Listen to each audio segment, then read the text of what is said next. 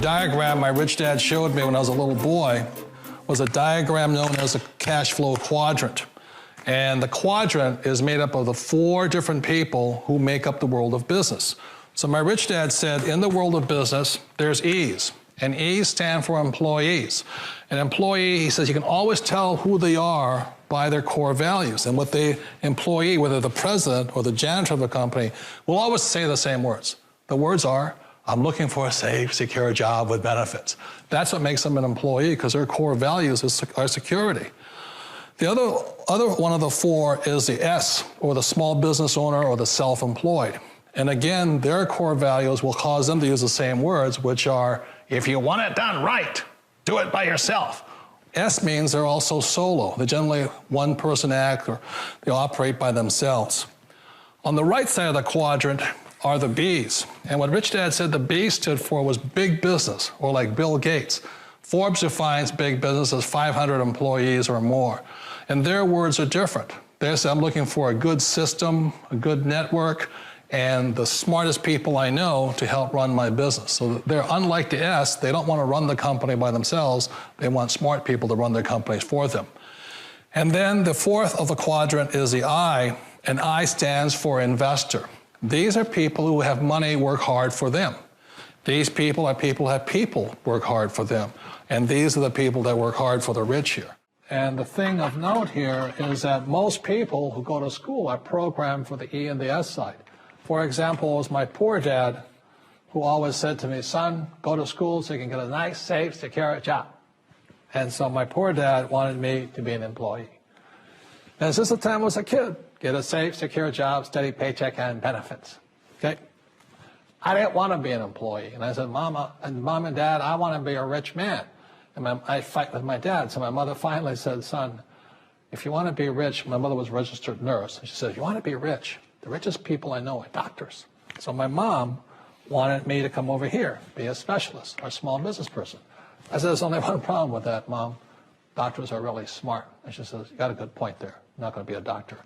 So I went to school. I have a Bachelor of Science degree. I can drive ships and I can fly planes. I flew for the Marine Corps. But I've never used any of that education because I wanted to become a business owner. So it was my rich dad who basically said to me, become a business owner and learn to be a professional investor. So one of the big differences here between these people is that it's called taxes. See, in 1943, in the U.S., the federal government passed a law that said employees had to pay tax before they got paid. So when you get your paycheck from your employer, you open it up, and voila, the government's always taken a sizable chunk of it. And the harder you work and the more money you make, the more money they take from you. So that's why it's not that good to be an employee, because you can never get ahead, because the more you work, more money you make, the greater they pay in taxes. Now, the doctors, the lawyers, and attorneys, accountants were all laughing, saying, oh, these guys, they're getting paying a lot of taxes. So naturally, the federal government changed the laws again. So in 1986 in the U.S., a thing called the 86 Tax Reform Act, and it basically took a lot of the benefits away from people who are self-employed, small business, doctors, and lawyers. So today in America, unfortunately, these guys pay the highest percentage in taxes. It is tragic. And a lot of people think they're investors, but what they're really doing is they're just giving their money to people like mutual funds, companies, and all that. So they're investing, but they're not really investors. See, the big tax breaks are on this side. The laws are pretty tight here, but this area is very, very gray. So by being a business owner on the right-hand side of the quadrant, you can make a lot more money and pay a smaller percentage of taxes legally. And the key word is legally. In the investor quadrant, it is possible to make millions of dollars and pay 0% taxes legally. And so it was my rich dad who said to me, he says, Robert, if you really want to be rich, learn to build businesses. It made more sense to him to work hard to build a business, something you owned and something you could pass on for generation to generation to your kids.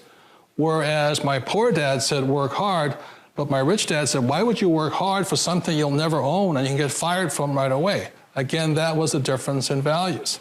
So my rich dad suggested I learn how to be a business owner and learn how to be and investor. And that's one of the big differences. On this side of the quadrant, these people here work for security. They work for money also.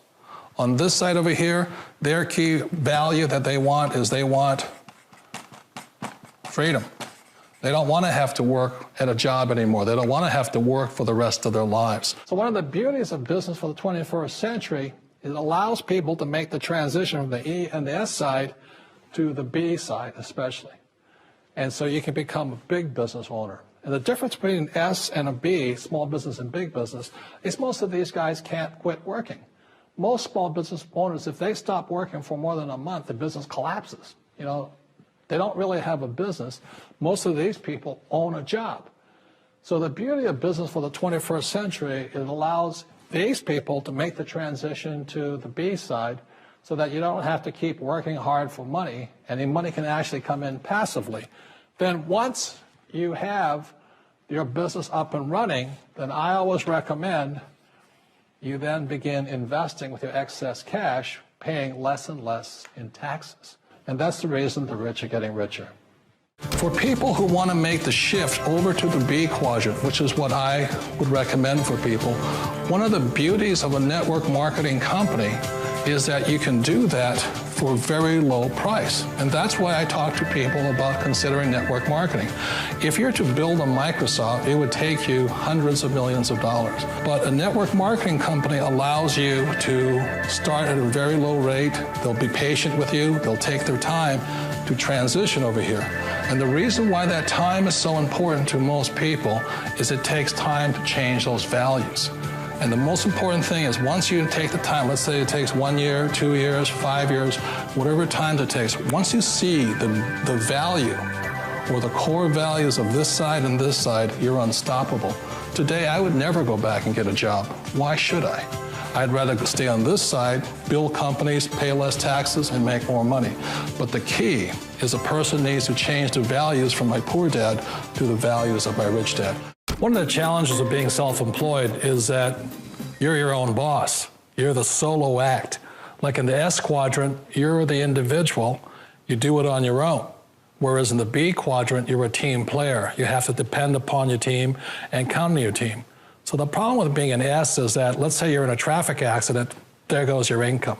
And let's say you get older and you haven't set enough money aside to retire on, that means you'll probably have to work for the rest of your life because you don't have anybody else to fall back on, not a team to count on.